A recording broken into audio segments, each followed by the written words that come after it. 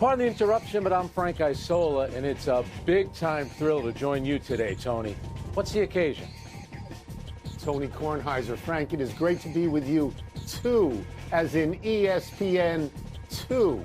We are in exile for like the 12th day in a row. No, now I get it. Now, it all makes sense. It all makes sense. My feeling about this is you have the women's Sweet 16 on. That's a legitimate event. You can bump us for that. We both worked at newspapers. We know how it works. And that's a bigger event. It's okay. Welcome to PTI, boys and girls. Wilbon somehow isn't here to talk about the Bulls buzzer beater. So I'm joined by our great friend, Mr. Frank Isola. I'm talking about it. Me. I'll talk about it. And we begin today with last night's Sweet 16 games. Alabama beat BYU with a blistering 25-51 performance from three. Florida beat Maryland, pulling away in the second half of a rather dull game. Duke scored 100, beat Arizona, and Arkansas blew a 13-point lead with 4:32 to go in regulation and lost in overtime to Texas Tech. Frank, which was the most compelling result to you? You know what, for me, because you didn't mention his name, but you did mention the program, Cooper Flagg, he is the face of college basketball right now, and he plays for Duke. That's a big thing. 30 points, 6 rebounds, 7 assists. He had 3 blocks. The shot at the end of the first half was big. And remember, Tony, this is a guy that's supposed to be a high school senior. And think about what he's done. He makes a huge impact on both ends of the court. Now, I think back to when Zion was a freshman. I think there was more hype around Zion. Every game he played seemed like an event. Your buddy Barack Obama showed up at a game in Durham. Cooper really hasn't had that, but I think that's going to change if he wins one more game, which is what Zion didn't do. Didn't get out of the Elite Eight and make it to a Final Four.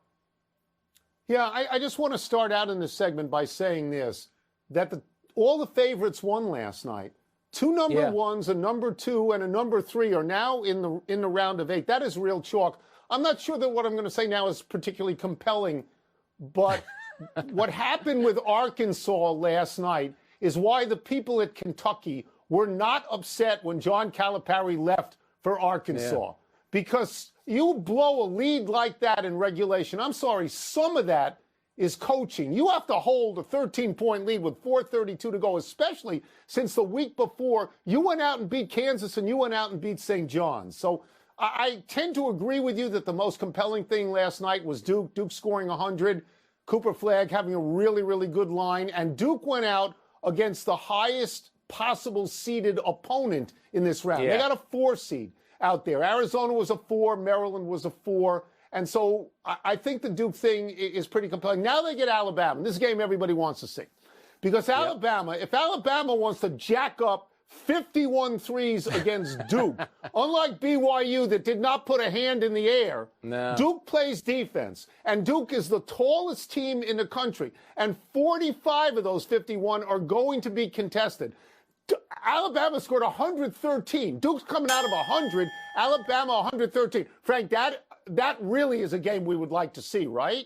Yeah, I'm looking forward. I'm going to go there tomorrow night. How about the kid Mark Sears, who had 10 3-pointers? BYU as a team only had 6. One team we didn't mention, Florida, was great. And I'm not saying if Kevin Willard, if his situation was settled, Maryland's going to win that game.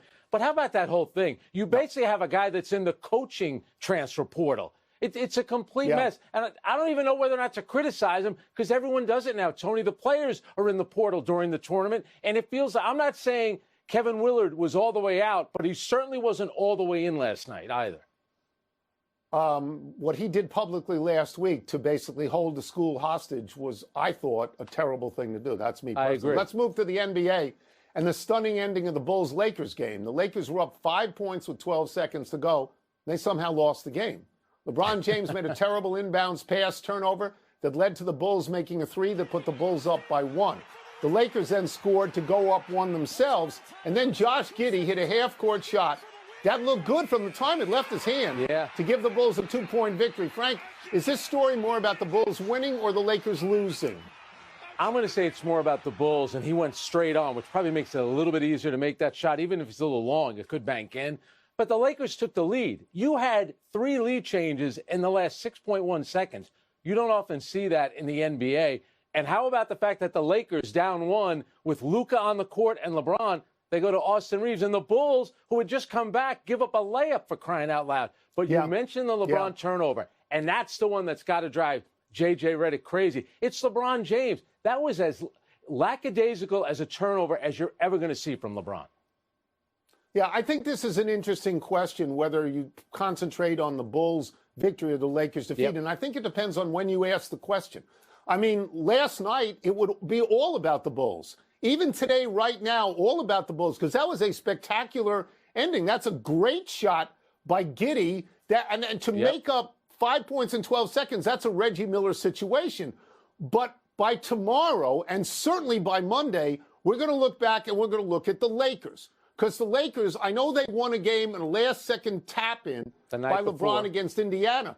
But they also blew a 13-point lead late in that game. And then they blew a 13-point lead late in this game. Who's coaching them? Calipari? I mean, you can't keep blowing these leads. So ultimately what's going to happen, Frank, is the more distance we get, the more we're going to focus on the Lakers, because the Lakers are a playoff team and the Bulls are a play-in team, right? No, that's what's going to be. You're right. And J.J. Redick talked a little bit about them being tired. And, LeBron has had a pretty eventful week. And, of course, the tap-in, which was a great play by him. But he did look a little run down. Even Josh Giddey couldn't believe how sloppy that turnover was. For LeBron to do that, and guess what, Tony? The Lakers had a timeout.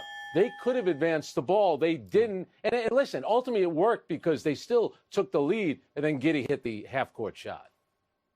I can't believe we're talking about the Bulls and Wilbon isn't here. We would be scraping him off the ceiling if he was here. Let's move to an unexpected coaching change in Memphis.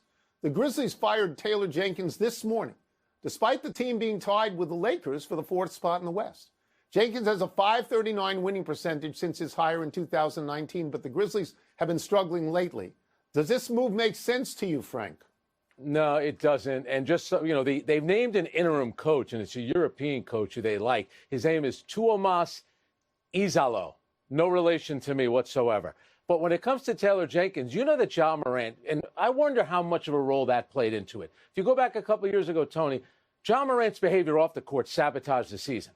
Last year, he was suspended at the start, shoulder surgery, 9 games. This year, he's only played 43. So how many coaches have the 5th seed when their best players only played 43 games? Right now, they're tied with the Lakers. They play the Lakers tomorrow, and then they're only 2 games behind third-place Denver. So you tell me how that's fair for Taylor Jenkins when you basically had to babysit this guy, and now he's not even available to play. Yeah, I will admit right from the start, I don't have a hot take on this. I don't have particular insight into this. I know that Wilbon has been saying on this show a couple of months back, and he said it much more than once, that he believed that Memphis and Oklahoma City would play in the Western Conference Final.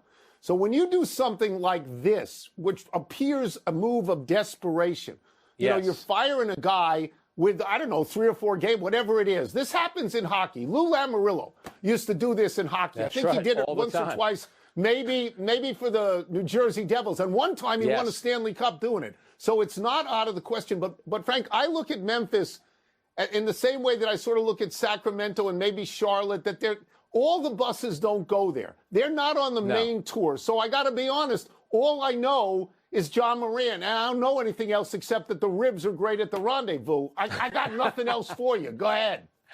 But, it has been a team that is good. The fans love them down there. Taylor Jenkins is a good coach. He'll be back in the league. Apparently, from what I had heard, this guy that they brought in from Europe, and they fired Taylor Jenkins' staff after last season, so the handwriting was on the wall. But the guy they brought in, they're talking about how he's an innovative offensive guy. We'll see how it works out. All right, and now to the highlights of baseball's opening day. Shohei homered as the champion Dodgers beat Tariq Skubal and the Tigers. Tyler O'Neill hit 1 out for the 6th straight opening day as the Orioles pounded the Blue Jays. How about that? Bryce Harper homered as the Phillies beat the Nats despite Mackenzie Gore's 13 strikeouts over 6 innings.